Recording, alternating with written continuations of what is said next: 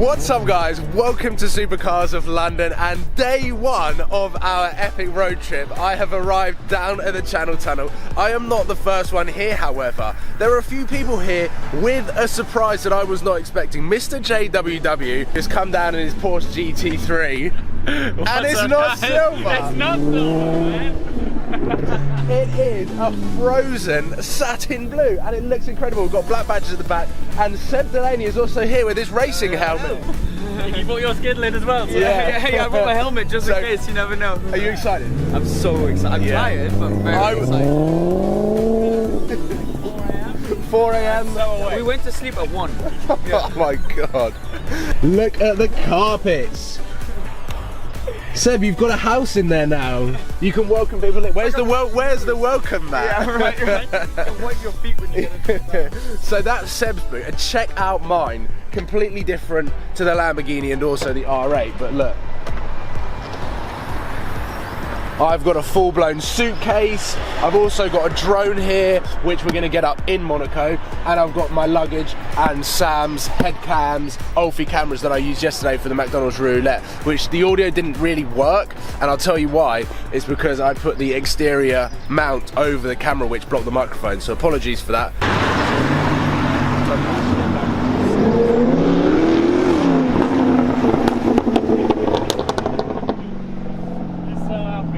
Hey Seb?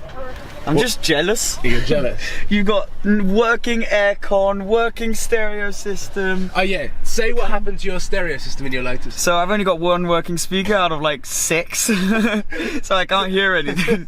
Plus with my exhaust, I don't have music in my car. So I'm going to be by myself without music for 14 hours. Well, luckily, I know how you feel because I had to endure that kind of with the Lambo, so. Can you put your radio next to your speakers when you play music? So I can hear music? Yeah, I can do that, yeah, and I'll just have an entire, yeah, exactly. just hold the walkie-talkie down. Yeah, that'd be brilliant. Whoa, we are in France, and I really hope the audio is a lot better. We're using the skeleton shell for the interior shot, so I apologise. Paul, your car looks so fucking beastly following me. We've made it to France and I am excited. We have got a long drive ahead of us. We've got about 10 hours, so it is going to be a long one, but we've got plenty of time to talk about why I picked the Mercedes-Benz AMG GTS over some of the other cars, which arguably are technically more supercar than this. Here we go guys, we have hit the highway north of France, and first of all, smooth, comfortable, quiet, with a beautiful steering wheel Alcantara, and 2 days, 48 hours after the unveiling of this car has gone live, I wanted to make this video to answer as many questions as possible that you guys have as to why I picked this car. There was a huge amount of positivity around this specific car, the AMG GTS, but I know some of you guys wanted to see something maybe a little bit more hardcore, like the 570S, the Huracan, the 458. There were so many good contenders to the Lamborghini replacement that I just thought that I'd make this video as why I picked this car over the others, so you can understand my reasoning a little bit. And the most important thing about any of this, the one thing that made such a huge difference in my decision making of a new car, was the fact that I could actually drive the cars. Whereas the R8 and the Lamborghini, I bought them blind, I didn't drive them until I actually had paid the money, picked it up. This car, I was able to test and try before I buy, which is why I was so excited about actually collecting this car more than the others, because I knew exactly what I was going to get. I knew exactly what was going to happen when I picked the car up, and I know exactly how this car is going to perform on this road trip. And I have to say one word, it is going to be epic. So the fact that I was able to actually test these cars and almost live with them, borrow them for over 24 to 48 hours, was a major factor in terms of making my decision, working out what car I actually wanted to live with. So I suppose let's just get straight into it. We're in northern France and we've got an entire country to go through, and let's start by going through the cars that I could have bought and why I didn't buy them. So we'll start with Aston Martin. We'll go in alphabetical order. The V12 Vantage S was within budget. The Vanquish probably was just outside of the budget. I wouldn't have gone for the early Vanquish with the clunky gearbox. I would have had to have gone for the ZF. V12 Vantage S that I drove was a fantastic car, and I did really enjoy driving it behind the driver's seat. It was very comfortable on long distance drives, but I did feel that the gearbox was very similar to the Lamborghini, and around town I think it would still have the same sort of problems or niggles that I felt in the Lamborghini. The other thing with Aston Martin is their fuel economy was absolutely horrific, and they're known for it. So I was testing them already knowing that it probably wasn't the best car suited for a road trip. Moving on down the list to Bugatti, because we're going in alphabetical order, they were out of my price range. Ferrari, the Ferrari 458 Italia, an amazing car, but because the value of the car is holding very nicely and potentially appreciating because it's the last naturally aspirated V8 with the double clutch gearbox before the 488 came along, it would be very mileage sensitive, which is one of the reasons that I got out of the Lamborghini. So I want to drive this car a lot. So the Ferrari, being an amazing car that it is an out and out supercar. You have to spec it with the carbon bucket sport seats, because for resale value and all of the really boring stuff that you have to consider when you're looking at buying a new car, the Ferrari 458 just unfortunately wasn't the right car to change the Lamborghini for. I think it's got some practicality elements to it. The 7-year warranty and 7-year servicing pack that you get with the 458 is definitely a pro, but unfortunately some of the other things that were involved with owning a Ferrari, just I couldn't see myself replacing the Lamborghini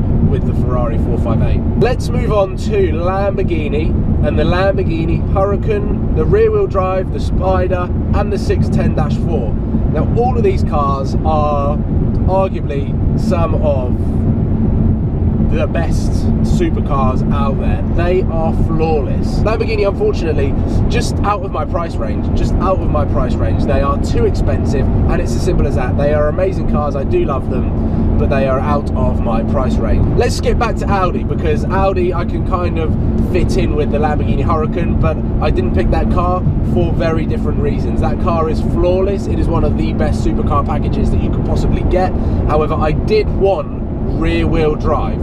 And that car is so clinical, and the Quattro system is so good that I just wasn't sure how much play I'd be able to have in that car. I actually went down to Watford Audi and spoke to them about doing a deal on an R8 V10 Plus, and I did drive one off camera. It's a fantastic car. I'd love to get behind the wheel and do a video on one. However, I knew they were going to depreciate. I knew they were going to fall off a cliff in the price, and the price that Audi Watford could give me would mean that if I took delivery of it 2 months ago, I would have lost 30 grand by now.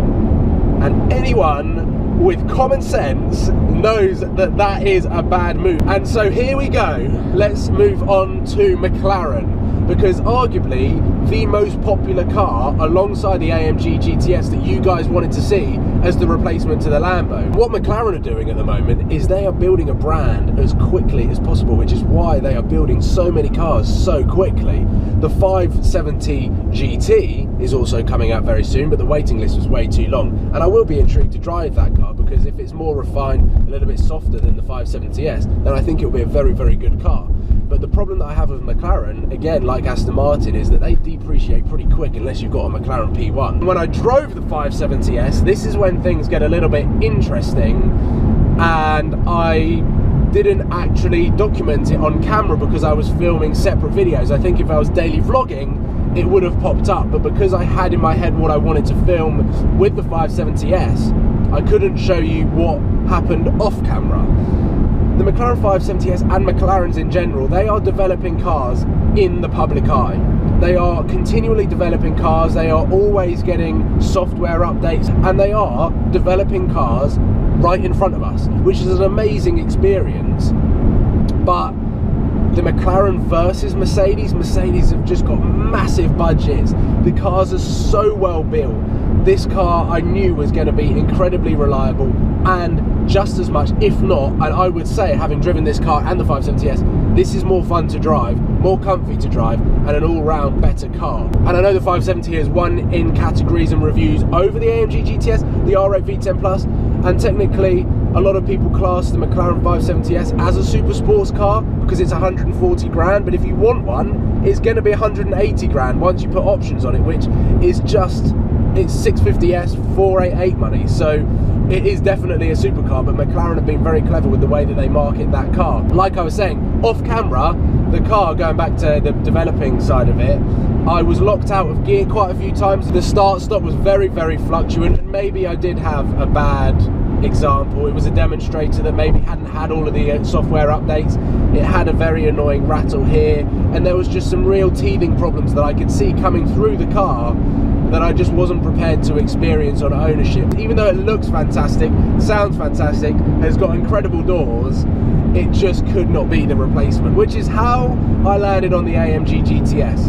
And no way did I make the decision based on all of the flaws on the other cars and thought, well, I just have to get the AMG GTS then. Over the last 6 months, I have progressively fallen in love with this car, and I just begun to fall in love with it. I saw more and more on the road. The way this car sits on the road, it's so wide, it's so low, it's so aggressive, and it's got a bit of an old school feel to it as well, with a long nose, with the engine that sits in the front. I basically sit on the rear wheels, so I've got a fantastic feel of the rear wheels, which is really, really fun for me to just experience this car as a rear wheel drive car. AMGs are known for being absolutely phenomenal.